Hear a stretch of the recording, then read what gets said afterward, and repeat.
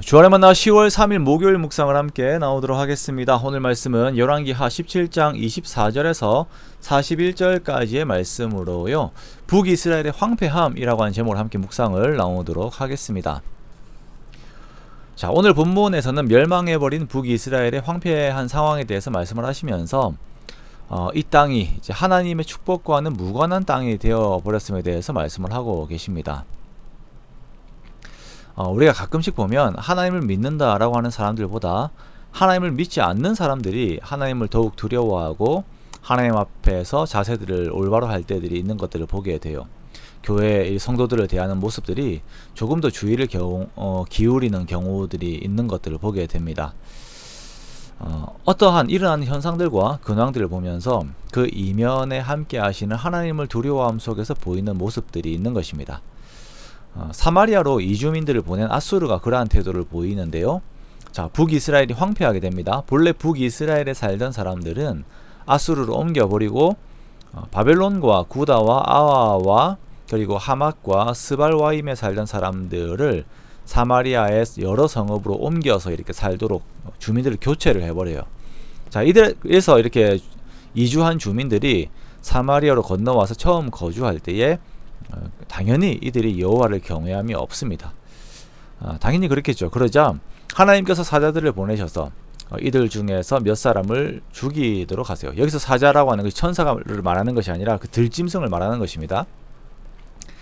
들짐승들이 사람을 죽이는 일이 신의 경고에 해당되는 것이기 때문에 이 보고가 아수르로 들어가게 되고, 이 원인이 이주한 사람들이 그 땅 신의 법을 알지 못하여서 일어난 일이다 라고 하는 것을 결론을 짓고, 사로잡아왔던 자들 중에서 제사장 한 사람을 이제 사마리아로 보내서 그 땅의 신, 즉 하나님의 율법을 가르치도록 합니다.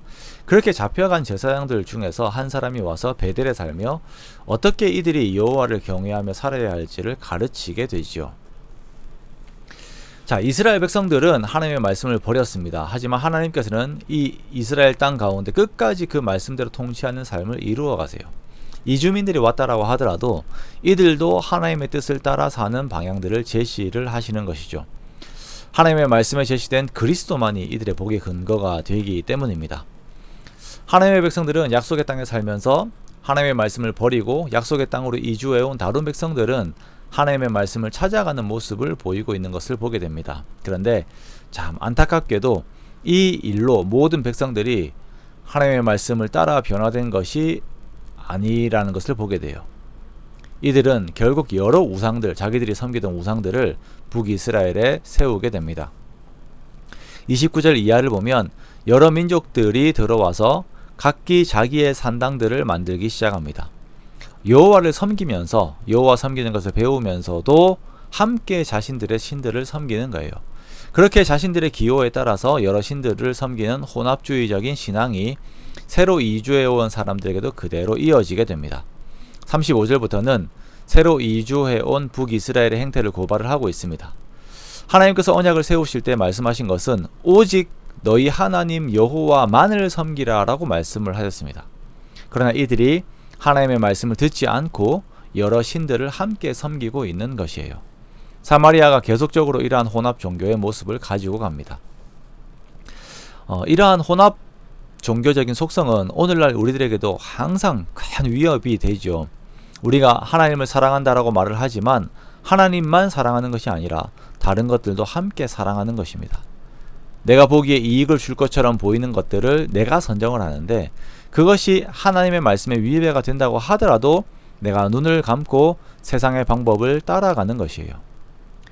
교회에서는 하나님의 뜻을 따르겠습니다 라고 말을 하지만 세상 속에서는 돈의 신을 따르고 육체와 건강의 신을 따르고 교육의 신을 따르고 쾌락의 신을 따르는 것입니다. 우리는 오늘날 우리들을 위협하는 이러한 우상들이 여전히 우리들 주변에 산지에 있음을 알아야 합니다. 그 우상들이 하나님의 말씀에 반하면서 우리들에게 요구하는 것들이 여전히 있습니다. 그러므로 우리의 싸움은 오직 하나님만 섬기고 하나님만 사랑하는 그 싸움이 될 것입니다. 하나님만 우리의 유일한 경배의 대상이 되시고 우리에게 말씀하시고 이끄시는 유일한 목자가 되심을 우리가 항상 고백하는 것이에요. 우리는 유일신을 섬기는 자들입니다. 이것을 항상 기억하면서 항상 하나님의 음성에 더욱 귀를 기울이고 하나님만 의식하고 따르며 그 안에서 주어지는 복을 누리는 우리가 되어야 할 것입니다. 그렇게 어떠한 상황에서든지 매사에 주만 바라보면서 주의 뒤를 따르는 저와 여러분의 복된 삶들이 되시기를 주님의 이름으로 축원합니다.